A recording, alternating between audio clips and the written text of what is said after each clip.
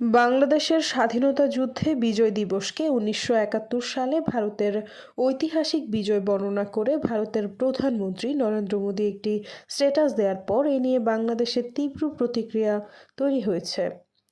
এর আগেও স্বাধীনতা দিবস বা বিজয় দিবসের মতো বিশেষ বিশেষ দিনে নিয়মিতই নিজের বার্তা পোস্ট করেছেন নরেন্দ্র মোদী।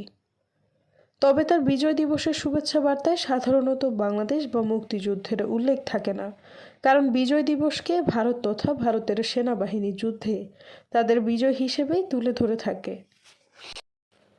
শুধু নরেন্দ্র মোদী নন, ভারতের সামরিক বাহিনী কিংবা অন্য রাষ্ট্রীয় গুরুত্বপূর্ণ পর্যায় থেকেও 16 ডিসেম্বরের এই দিনটিকে বরাবরই ভারতীয় সেনাবাহিনীর অসাধারণ সাফল্য হিসেবে বর্ণনা করা হয়ে থাকে।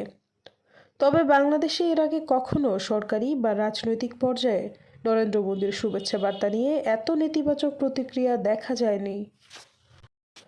অবশ্য আওয়ামী লীগ সরকার এবং ক্ষমতাচ্যুত প্রধানমন্ত্রী শেখ হাসিনার সঙ্গে ভারতের ঘনিষ্ঠ সম্পর্ক ছিল। 5ই আগস্ট শেখ হাসিনার পতনের পর রাজনীতি থেকে কূটনীতি সর্বক্ষেত্রেই দুই দেশের মধ্যে টানাপোড়েন তৈরি হয়েছে।